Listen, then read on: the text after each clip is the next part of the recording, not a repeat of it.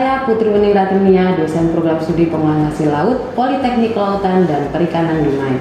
Pada kesempatan ini, saya akan menyampaikan terkait salah satu mata kuliah yang saya ajarkan, yaitu mata kuliah Teknologi Pengolahan Hasil Perikanan. Mata kuliah ini saya ajarkan pada semester genap dengan jumlah SKS sebanyak 6 SKS yang terdiri dari 2 SKS teori dan 3 SKS praktek.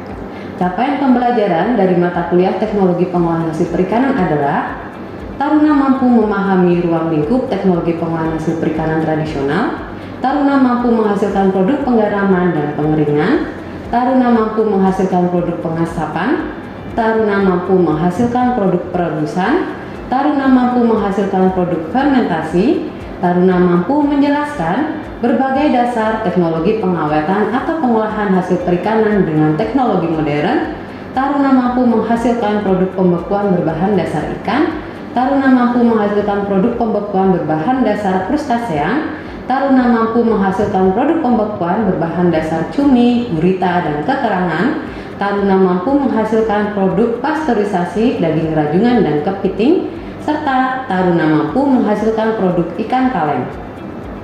Baik, untuk materi yang saya ajarkan pada kesempatan ini adalah prinsip pembekuan ikan, jenis produk pembekuan ikan, metode pembekuan, faktor-faktor yang mempengaruhi mutu produk pembekuan ikan, serta aplikasi pembekuan pada berbagai produk berbahan dasar ikan.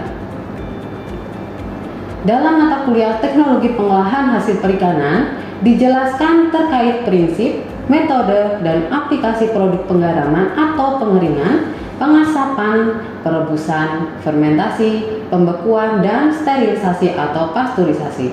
Selain itu, juga dijelaskan faktor-faktor yang mempengaruhi mutu produk pada masing-masing jenis olahan tersebut. Sistem pembelajaran yang saya gunakan pada mata kuliah Teknologi Pengolahan Hasil Perikanan yaitu perkuliahan dilaksanakan secara luring maupun daring dengan menggunakan berbagai platform pembelajaran seperti Zoom, Google Classroom, dan Quizzes. Diperlukan inovasi dan strategi dalam proses pembelajaran ini untuk dapat mencapai capaian pembelajaran dan kompetensi yang diharapkan. Inovasi dan strategi ini diperlukan untuk dapat meningkatkan antusias dan pemahaman taruna-taruni terkait dengan materi yang disampaikan. Metode pembelajaran yang saya gunakan dalam kesempatan ini adalah ceramah atau penyampaian materi, diskusi dan tanya jawab, serta demonstrasi dan praktek secara langsung. Metode ceramah yang saya lakukan dengan memberikan materi dengan menggunakan bahan ajar berupa materi presentasi dengan visual yang menarik dan sesuai untuk meningkatkan pemahaman taruna-taruni terhadap materi perkuliahan yang sedang diajarkan. Setelah penyampaian materi, saya lakukan diskusi berupa tanya jawab berguna untuk mengevaluasi pemahaman taruna-taruni terhadap materi yang disampaikan. Selain itu, metode diskusi ini dapat meningkatkan kemampuan berkomunikasi, menyampaikan gagasan, dan dapat menstimulasi kemampuan nalar untuk berpikir. Selain itu, metode selanjutnya adalah demonstrasi atau praktek. Tujuan metode ini adalah memberikan pengalaman secara langsung kepada taruna-taruni untuk praktek di workshop ataupun laboratorium.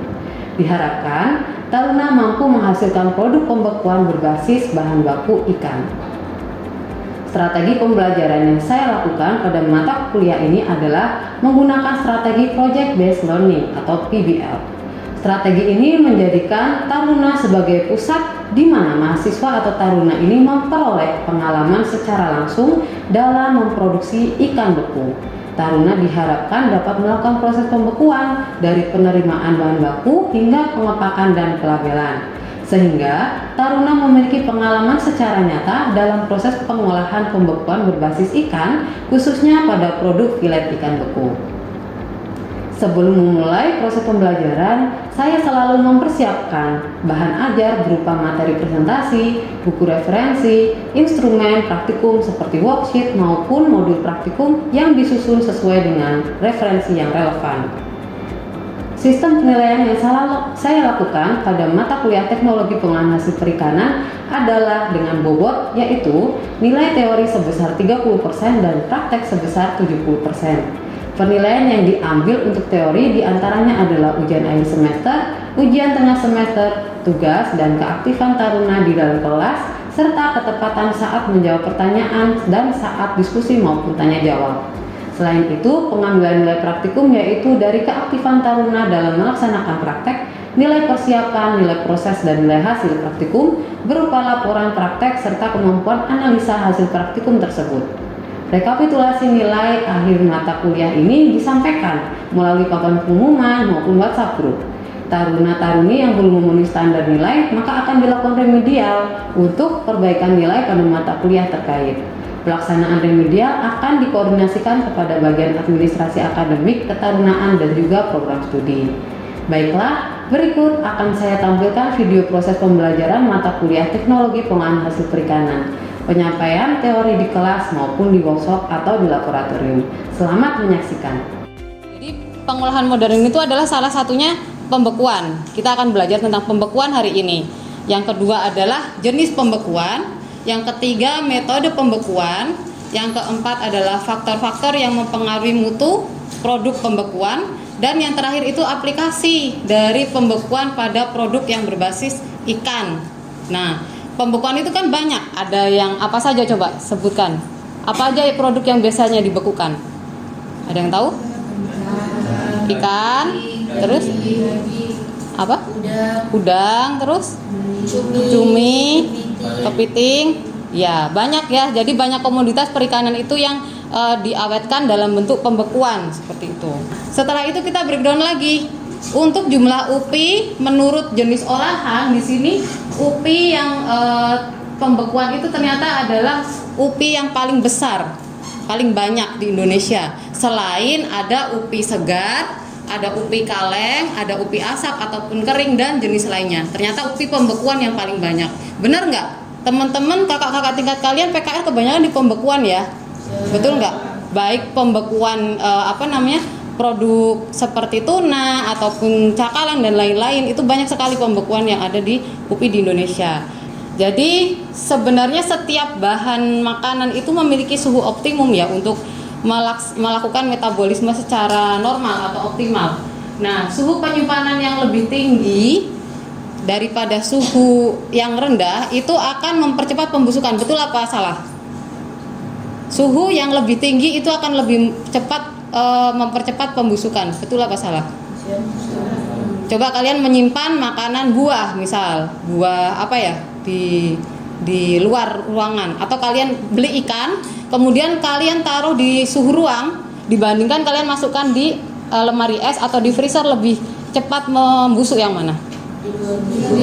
Di suhu ruang ya, karena memang bakteri atau mikroorganisme itu membutuhkan suhu ruang untuk bisa melakukan pembusukan. Sedangkan untuk suhu rendah dia bisa menekan laju pembusukan. Nah, laju metabolisme atau pembusukan ini pada bahan pangan itu dapat dihambat dengan menggunakan perlakuan suhu rendah. Salah satunya adalah dengan metode pembekuan selain pendinginan. Kalau pendinginan itu kan biasanya dilakukan dengan menambahkan apa sih kalau pendinginan? Es ya kan, atau dimasukkan ke dalam refrigerator atau kulkas seperti itu. Mengapa pembekuan dapat menghambat proses pembusukan pada bahan pangan, khususnya di sini ikan? Ada yang tahu? Ya. Untuk pembekuan itu kan Bu, misalnya dalam ikan Bu, kandungan air yang ada di dalam ikan itu diubah menjadi es. Jadi mikroorganisme yang ada di dalam ikan itu tidak dapat mendapatkan makanan untuk sebagai metabolisme, bahan metabolismenya. Oke, betul ya. Satu ya. Siapa anak ini? Ya, oke, terima kasih.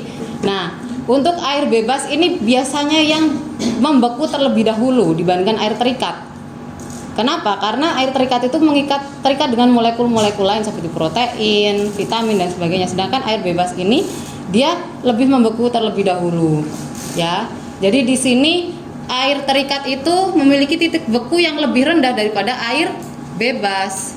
Di sini sampai -12 derajat Celcius sampai 30 derajat Celcius, -30 derajat Celcius untuk membekukan air terikat ya. Jadi itu sangat harus rendah. Kalau tidak, air terikat ini belum membeku dan pembusukannya masih dapat tetap berjalan, reaksi enzimatisnya tetap berjalan.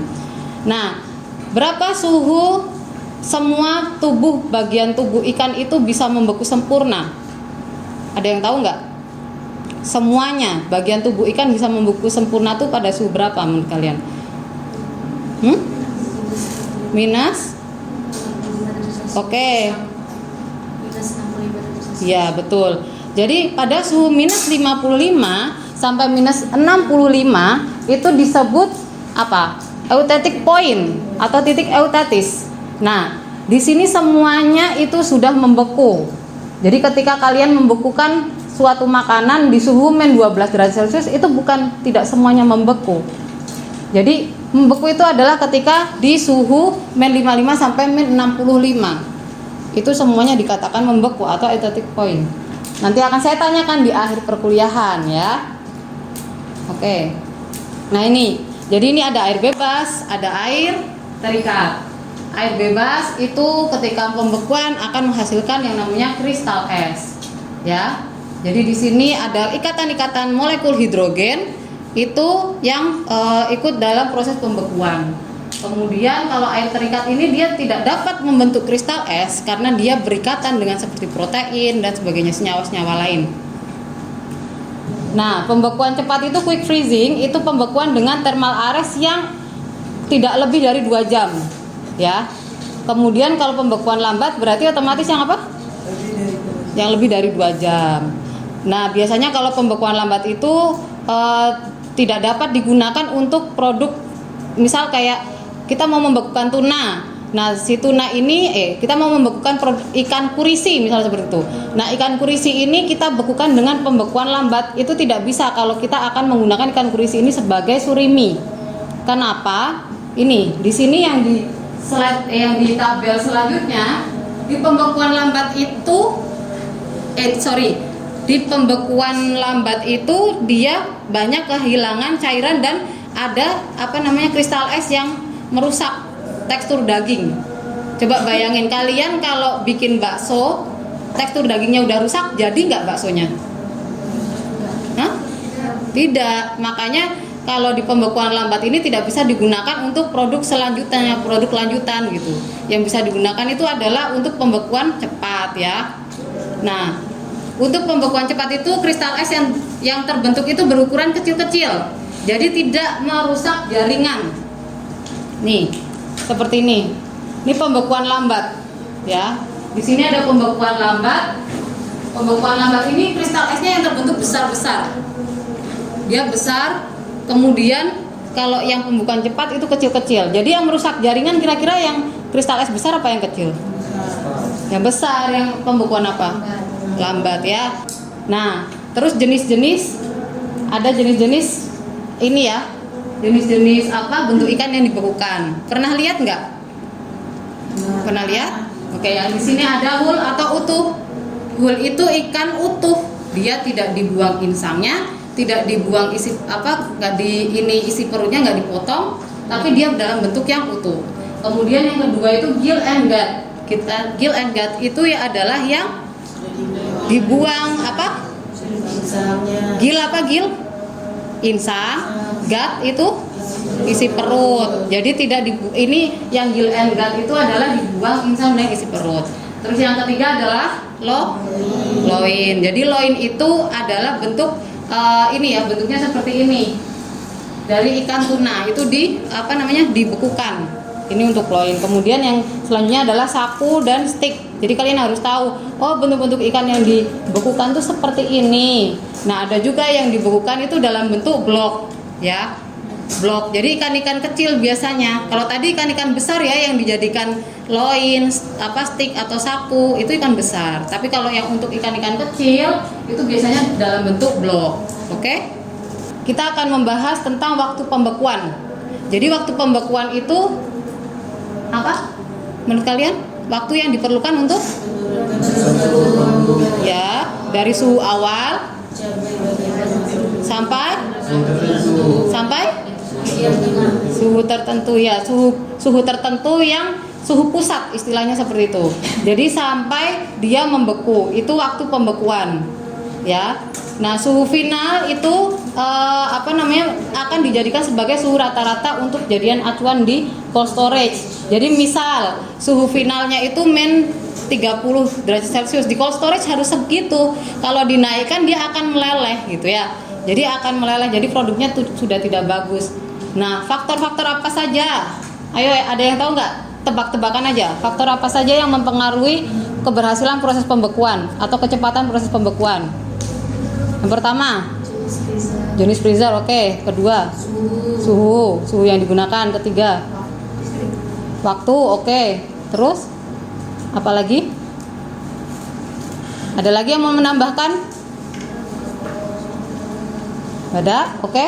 Jadi yang betul, yang pertama jenis freezer. Jenis freezer itu mempengaruhi waktu pembekuan, otomatis beda. Kalian pernah belajar ABF, CPF? Pernah? IMF pernah? Jenis-jenis freezer. Jadi ada air blast freezer, contact plate freezer untuk membekukan. Itu otomatis akan berpengaruh dengan waktu yang akan digunakan untuk pembekuan. Kemudian suhu. Semakin rendah suhu freezer, otomatis ikan akan semakin cepat membeku. Kemudian kalau pakai air blast freezer, otomatis kecepatan udara, ya. Karena air blast itu menggunakan aliran udara. Kemudian suhu produk sebelum pembekuan. Jadi kalau kalian mau membekukan suhu produk yang misal 26 derajat Celcius sama yang 20 derajat Celcius pasti beda kan? Startnya suhunya udah beda, betul nggak? Startnya suhunya udah beda, otomatis untuk menurunkan ke titik beku itu akan berbeda waktunya, paham? Oke. Kemudian tebal produk. Sekarang kalian mau membekukan ikan pari beku sama ikan tuna cakalang yang beratnya 100 kg, kira-kira sama nggak waktunya? Beda. Jadi ketebalan produknya juga mempengaruhi. Kemudian bentuk produk, ya. Kemudian luas permukaan yang bersinggungan dan kepadatan dari produk itu. Semakin padat, otomatis akan semakin lama pembekuannya. Gitu. Oke. Selesai perkuliahan kita hari ini. Sebelum kita tutup, saya pengen review dulu dari teman-teman tadi, ya. Kalau ada yang nyatet pasti bisa tadi ya saya menjawab. Sebutkan suhu eustatic point berapa? Hersa? 55 sampai 65 derajat. Minus 55 sampai minus 65 derajat. Oke, minus ya, jangan lupa minusnya. Udah beda. Yang satu panas, yang satu dingin, ya. Oke, yang kedua, sekarang saya mau tanya. Sebutkan 3 faktor saja yang mempengaruhi proses waktu pembekuan. 3 faktor yang mempengaruhi. Ya, Naim. Pertama itu jenis freezernya. Yang kedua suhunya. Oke. Yang ketiga tebal produknya. Oke. Ada lagi?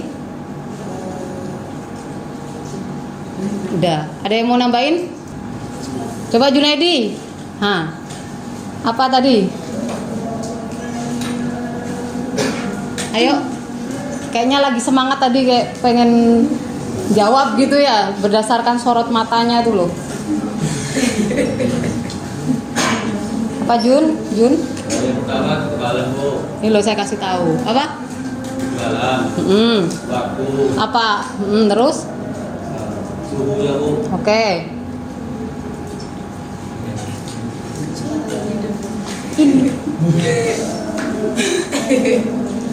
Ketebalnya produk, Bu. Terus bentuk ya. Freezer. Suhu kerja. Ya. Kecepatan udara di dalam air. Oke. Suhu produk sebelum pembekuan. Oke, udah. Cukup. Mantap, keren banget punya dia, tepuk tangan. Hafal sama seperti slide. Ya, oke. Saya kira untuk pertemuan hari ini sudah cukup. Kita lanjutkan pertemuan minggu depan, masih membahas tentang produk beku, tapi kita bahas yang beda, yaitu tentang pembekuan apa? Ada yang mau request pembekuan apa? Udang, ya. Minggu depan kita pertemuan tentang pembekuan udang. Saya harap teman-teman minggu depan lebih fokus, lebih semangat ya untuk mengikuti perkuliahan. Kita cukupkan untuk hari ini. Tetap semangat untuk PHL Angkatan 6 ya. Semoga sehat-sehat semua. Saya tutup. Assalamualaikum warahmatullahi wabarakatuh. Oke, terima kasih. Assalamualaikum warahmatullahi wabarakatuh. Waalaikumsalam warahmatullahi wabarakatuh. Selamat siang, teman-teman alumni semuanya. Selamat siang. Sehat ya? Ya. Hari ini kita melanjutkan agenda perkuliahan kemarin. Jadi kemarin kita di kelas sudah menjelaskan tentang pembekuan ikan. Sekarang kita akan praktek langsung tentang pembekuan ikan, di mana ikan produk yang akan kita hasilkan ini filet ya. Jadi teman-teman kemarin udah banyak ya, banyak bentuk, ada loin, ada saku, ada stick. Tapi sekarang kita yang akan pelajari hari ini adalah filet ya. Jadi ikan apa hari ini yang akan kita gunakan sebagai bahan bakunya? Ikan patin.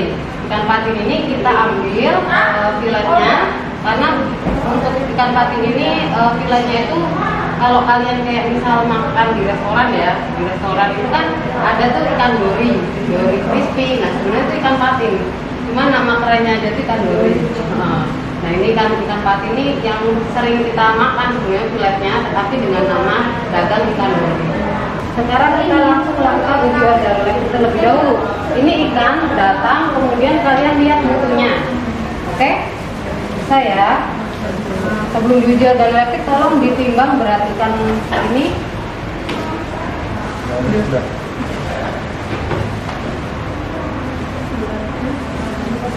Dicatat ya. 433 gram. Untuk beratnya berapa? 433 gram. 433 gram untuk berat awal. Oke. Selanjutnya silakan kalian lakukan uji organoleptik. Ini sudah saya siapkan scoresheetnya. Jadi silakan kalian uji dari parameter-parameter yang ada ya, dari penampakan, kemudian dari tekstur, aroma, bau, lendir dan sebagainya. Kalian uji. Yuk silakan, kalian sudah bisa Pak.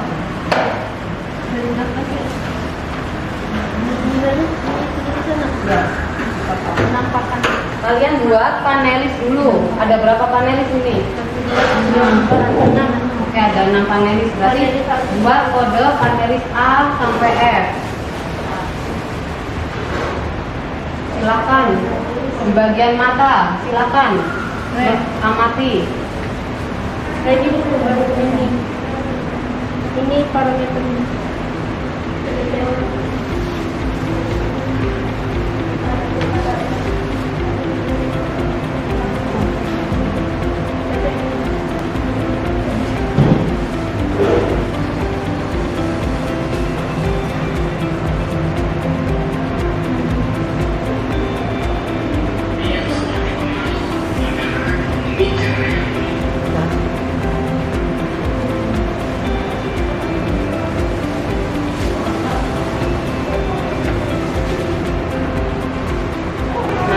Setelah diuji organoleptik tadi sudah semua sudah menilai ya, sudah menilai, sudah mendapatkan nilai berapa per masing-masing parameter.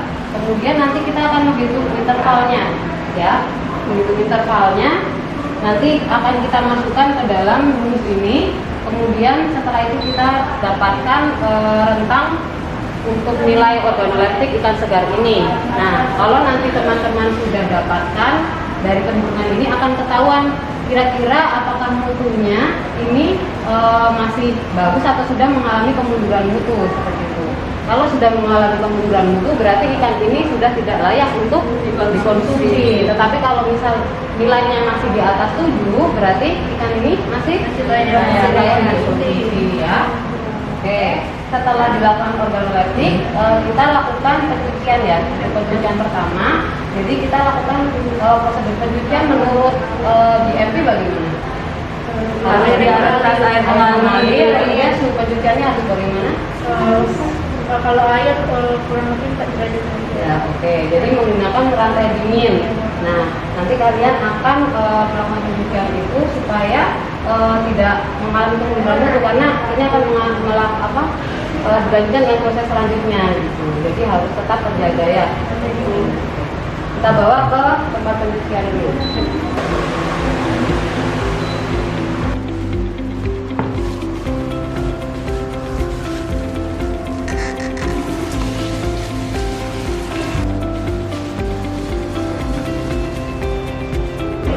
Oke, kita lakukan pencucian yang kedua, jadi kita akan lakukan fileting ya. Untuk fileting yang saat ini kita akan lakukan skin on. Tahu apa itu skin on? Apa coba? Jadi Kulit tanpa ini masih ada kulitnya. oke, jadi kulit tidak dibuang ya. Kalau skinless otomatis kulitnya dibuang. Sekarang kita lakukan filetnya, silakan yang Fitra untuk difilet.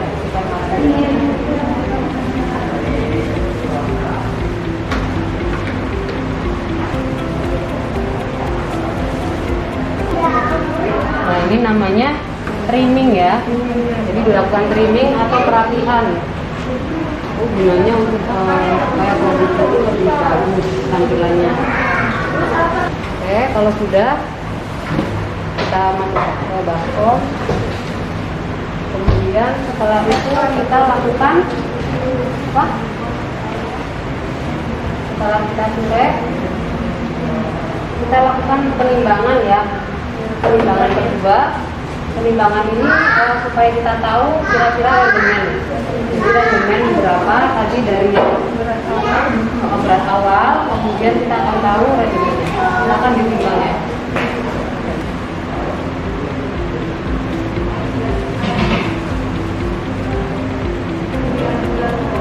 Berapa hasilnya?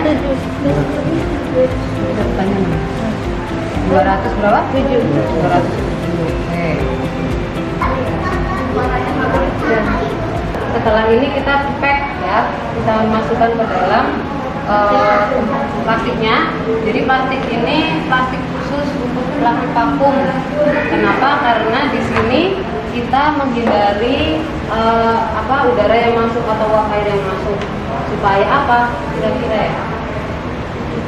Supaya untuk mempertahankan mutunya, karena mempertahankan mutu produknya.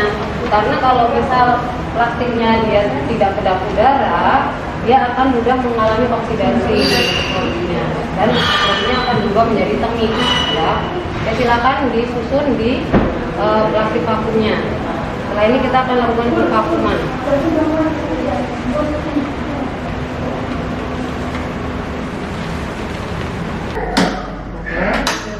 Baikkan, kemudian kita setting dulu.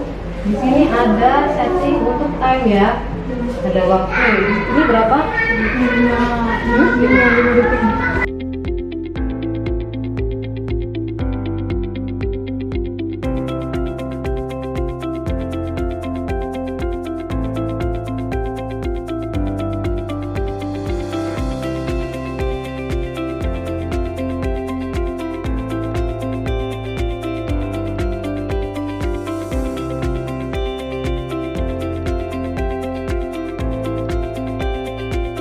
Kita sekarang lakukan pembekuan ya di ini, silakan. Kita lakukan di dalam ya.